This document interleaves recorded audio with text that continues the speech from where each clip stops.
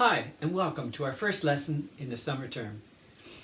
Those of you who have been having lessons with me in the first access classes, learning clarinet, flute, or the smaller C clarinets, it would be great to continue our music making. So I've set up these lessons to keep us going, keep us engaged, listening to some music, playing some music, and you're thinking, how are you going to play music if you haven't got an instrument? Well, we're going to be making our instruments.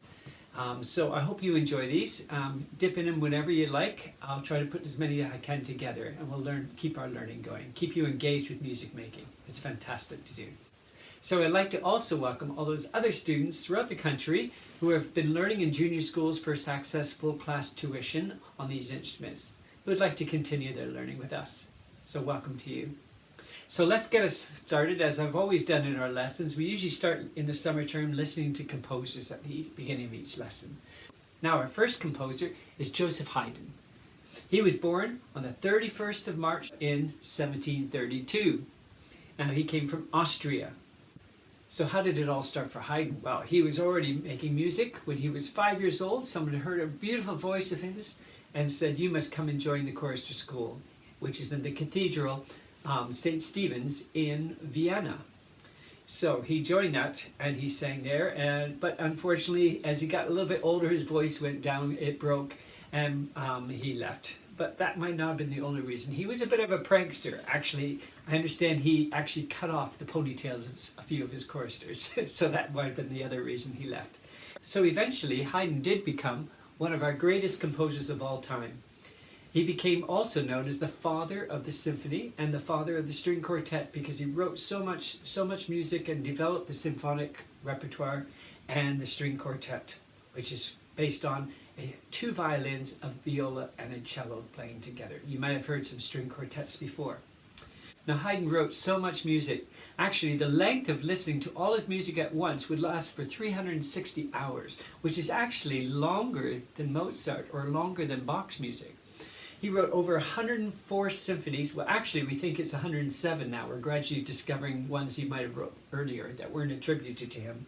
He worked for a prince, the Prince Esterhazy, who was a very wealthy prince, and that kept him employed for many years, writing compositions for him.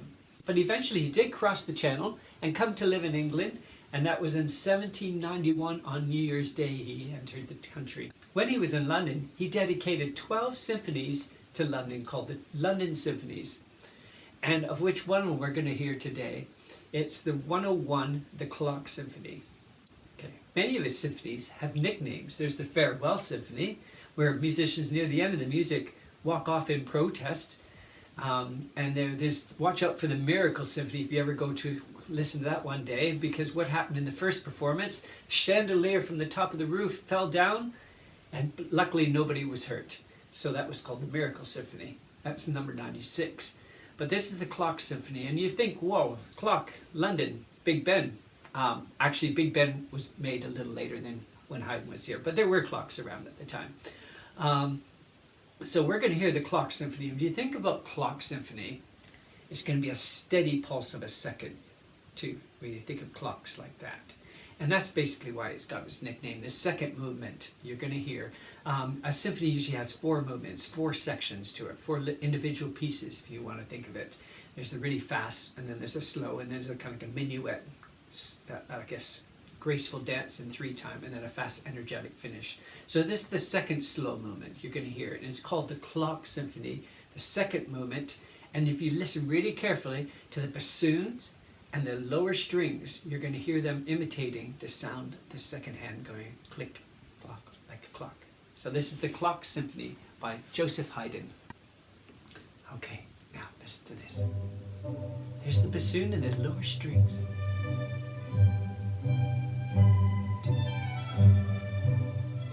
Just like a clock.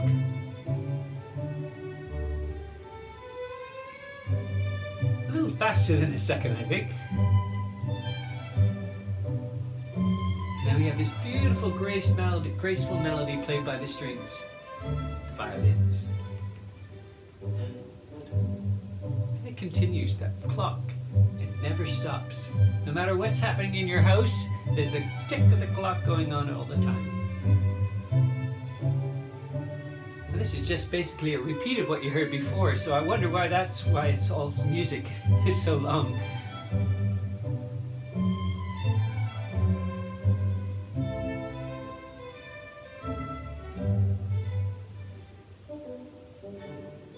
Now we have some.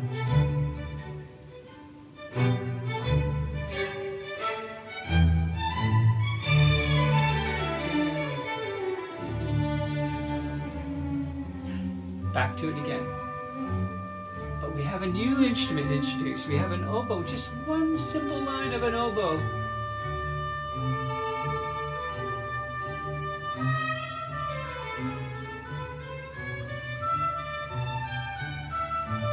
So if you close your eyes as you listen to this, and imagine you're in a story. What might be happening in your story? Use your imagination. Or if there was a movie, what would this be happening with this music?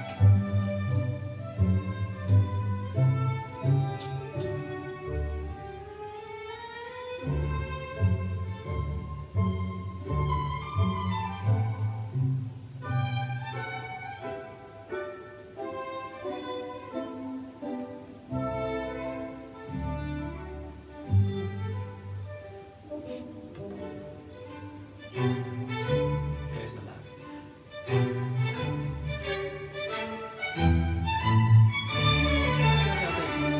Scale going down.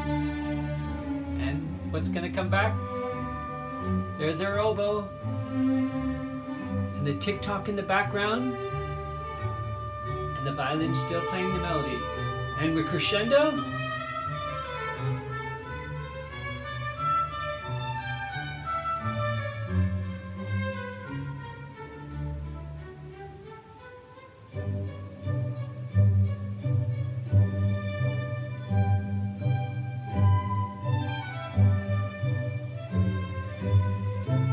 So where would have you heard Haydn's music before?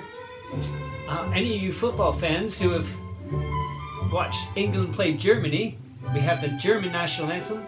Who wrote that? Haydn. He was inspired by listening to our anthem at the time. Now as I stop that music, if you want to hear more, go online with your parents and look out for the Clock Symphony and it's movement 2, but you can listen to the whole piece if you like. It's really exciting. So let's get on with making our instruments now. Let me show you what we're going to make. So this is my flute. Oh, I can't wait to see everybody's example of their instruments. So you see I have my holes here, my 3 fingers there, my little finger goes there, and my hole for the lip here. And let's have a listen to see how this sounds.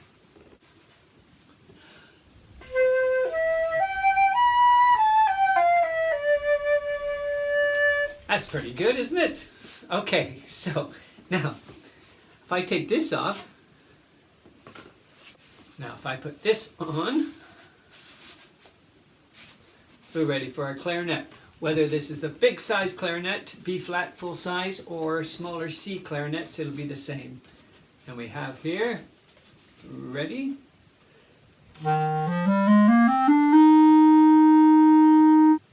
That's pretty good too, isn't it? Okay, so you'll have that. That's our clarinet. Okay, to make these instruments, you need 2 things. You need scissors and loo rolls, and exactly 9 loo rolls. Okay, so when you've saved up enough 9 loo rolls, then you can come back to this video and watch me and put this instrument together. Okay, so let's just show you how we're going to do it. Now the first thing you're going to do, safely you'll take your scissors, and 4 of the loo rolls are going to look like this. 4 of them are just going to be like this. And how do you achieve that? You just take one of your loo rolls and you carefully cut it in half like this. Being very careful. So just a line, cutting a line like this. You see what I've done? It can be straight. Mine wasn't very straight, but it doesn't matter. Okay? That's your joining mechanism. I'll show you how that works. Okay? Now, you'll do 4 of those. Get 4 of those pieces like that. Next you'll need is to make 2 of these. 2 of these. Top hand and bottom hand. Okay? And to make these, again, you get your loo roll, find one, this, okay? What I want you to do is hold it in your hand like this, get your fingers comfortable, so you got 3, 1, 2, 3, and your thumb there, okay? Wherever it's comfortable. And mark where your 3 fingers are. If it's about there, just a little mark, there, and there. See, I just put a little mark there. 1, 2, 3. They should be in line together, but I'm just showing the distance between. Okay, so if we know that's the distance for my fingers, some of your smaller fingers might be closer together. Big fingers will be further apart. Somewhere around there we're looking for. Okay, so what I'm going to do, you watch very carefully here, I'm going to cut a little triangle. Let me see if I can do this. Watch this, I'll show you in a moment. A little triangle that looks like this. See how that works? A little triangle like that. That's on one spot, and then 2.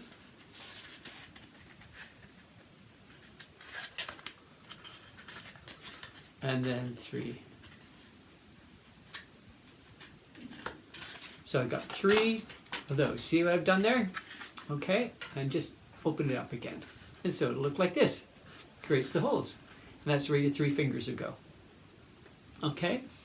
Now, what you can also do is on the back, where your thumb would have gone, you can mark where your thumb wants to go. Okay, let me show you here. Okay, so I'm just marking around here where the thumb is, like this. And watch what I do here. Again, there's the thumb position I got. Close it up. And I'm going to put this, I'm going to make a cut like this. Just to there. See, it's like a U, half of a U. Okay? Where the thumb would have gone, a half a U. And then when I open that up, it looks like that. Because for clarinets, we're going to pull that out a bit. Let me show you here. Like that. And that's your thumb rest. Isn't that great? So it's closed. And we pull it up there, and that'll be your thumb rest. So you get your thumb rest and 3 fingers. You see how that works? Now, this is the only one you might have to redo. If your thumb rest is too low, you might have wanted a bit higher. Who knows? If you need it higher, you can just take this up a bit further up here. Bring that cut a little higher. And then when you do your bend, now it's a little higher up. There you go. Okay? See how that works? So there's my 3 fingers and my thumb. See, it creates a hole? Okay. Flute players, you can also do that anyway, because it gives you a nice little stability there for your thumb there. Even though that's not found on the flute, wouldn't that be great to have a thumb rest on your flute? But C clarinets and B flat clarinets, that's what you'll do on that. So that's your one piece. You'll do the same for the top hand piece. 1, 2, 3. But this we can keep closed. If you want to keep it open, put one of those in there. It's useful if you want. But if you don't absolutely need your thumb. But I find the thumb's useful, again, to hold your flute. It's a little easier hold if you have that there. Of course, our instruments don't have a thumb rest on the top, especially flutes. But it does give you a little more stability by having that thumb rest there. Okay, so here's my 2 parts. This one is going to be my bottom part, the lower hand. So get that piece up there. Okay, and my top one. Okay, so we need to join these. You would usually think, oh, let's put some tape on it. But I've got a little different system here. We don't need tape. You're going to get yourself your piece that you've cut like this. You've cut a piece up like this. So this is going to be the joining part. And what you're going to do, right at the edge here, right here in the middle, make a little cut like that. Just a little cut. No more than that amount. Okay, just in one slice. You can see it's like this. Come and take this around and put that in there like that. Okay, so part of it is on one side and the other is on the inside. You see how that looks like that? Okay, don't make this tight, this spot too big. Very small, just a tiny couple millimeters. Then you're going to put that in one and that on the other. And you should have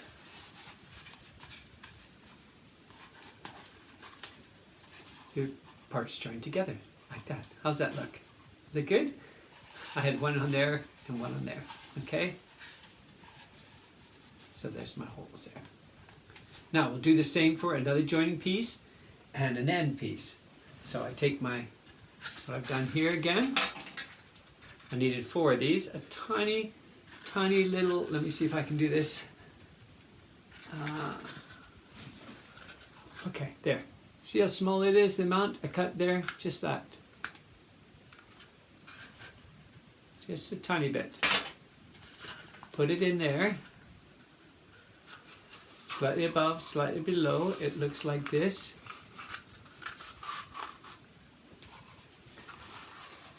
Again, put it in there. Makes it stable. And I have an end piece. Now, the end piece, we're just going to do a little adjustment here. At the end, doesn't matter which end here, just give a little, let's see if I can do this when the camera's here. Slight of an angle cut like that. And you get this. Like that. See what I've done there? That's all. And that becomes our little finger key there.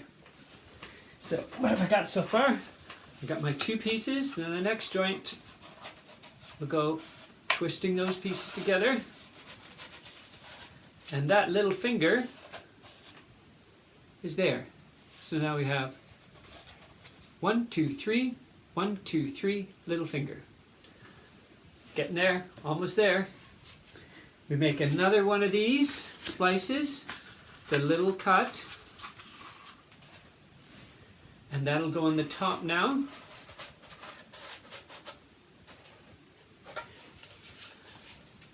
And this is going to be a regular, nothing to alter about this one whatsoever. On the clarinet, that's your barrel. On the full-size clarinet, or on the flute, that's the long part of the head joint. So that's just nothing to do there, just put that on there like that. Okay, so now we're there, we're almost there. We have our foot joint for the flutes, or the bell for the clarinets. Our 3, top hand and the bottom hand, then the barrel, and we got finally, we need another joint. Again, we got these, cut it there, and we got a twist. So that goes there. And now, if we're doing a clarinet mouthpiece, what you do, you have just a normal one, and you're going to twist to the ends, just kind of do that kind of thing at the end. See what I did? I just kind of squeezed in there, and then squeezed it like that. So push in the corners, and then push it down, and you get that. See how that works? And then that will be our mouthpiece, which is on the piece here. And then you can make some tuning adjustments there if you need it. Okay, so there's your mouthpiece. And from my playing this, I found the lips will kind of go on there, like this. It works really well. Okay, now you don't want to put your mouth into it, it gets a bit soggy. Okay, being cardboard. Okay, so we got 1, 2, 3, 1, 2, 3, little finger, and then we're set here like this for clarinet playing. And allows us to sing through the notes and learn all the notes. So let's have a listen to this. That's not bad. And then the flute head joint, what we need is it to look like this. So if we have I'll get another one out here.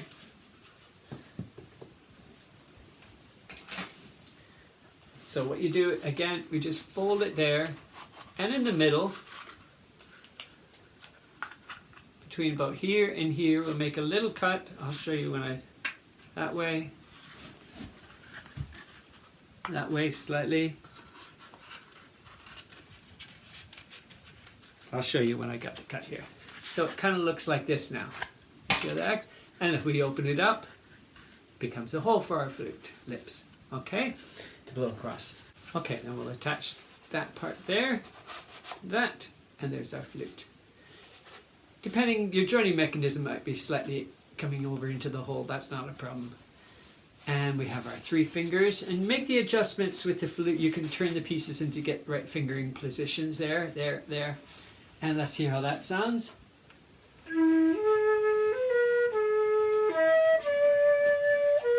Oh, that's pretty good. You recognize that. So we have our flute, we have our full-size clarinet, and we have our small clarinet, C clarinets. Doesn't matter which instruments you're learning, these are basically, this part is all the same. So let's just have a little review. We got our lower piece, which only has a little piece which has that little flick up there for our little finger. We made that with the angle cut. Then we have a joining piece in the middle. Then we have our 3 holes and our thumb piece there. 1, 2, 3, and our thumb. So there, there. Then we have the 3 at the top. And you can have your thumb under there, but it's not really required. But I make the same as the bottom piece there. 1, 2, 3. And then the next piece, nothing whatsoever again. Followed by our final piece, which is either the clarinet mouthpiece, which we're going to just get that effect. Squeeze in here like that and push down, and that creates the clarinet mouthpiece. Or the flute, which looks like that. There. Okay, so we have all the parts. And remember that the flute hole will line up with the keys. There. Okay, so there's 1, 2, 3, 4, 5 outer bits, and there's 1, 2, 3, 4 inner bits, and you remember how to make those with a special notch. Okay, just to show you that one more time. We've got a little notch here, like that. That goes on there like that. So we have outer and inner now. And it's the widest here. And then you squish in that as you're pushing in. 1. And then on the other one, squish on there. And then eventually gets to the widest bit in the middle. And so it's in the middle. The piece would be in the middle between there and there. Okay, so that covers all that. And there we are. Okay, good luck with that. So that's how we make our instruments. Next week we'll be learning how to play them. I've got some music. Those who already have a musical instrument at home, not to worry, you'll be playing those. But I'd love you to also make a couple of these. See what you do with these. It's a great activity. If you've got a few more loo rolls, you can make an instrument for somebody else in your home. Your brother or sister wants to play along, or mom or dad. Okay, so this is our flute, our clarinets, and oh, it would be wonderful one day if we saw some pictures sent to your school, maybe of you playing your instrument, showing your result. Okay, so to finish with today, let's just remind ourselves one musical element. Since we listened to the Clock Symphony by Haydn, it makes sense that our musical element today is a beat. A beat is a steady pulse. You remember me talking about that all the time? So a beat is a steady pulse. We have heartbeat. That's our steady pulse. You notice when we get really excited, our heartbeat goes faster and faster. So the pulse of the music is really fast and it's exciting. But calming music, our heart goes slower.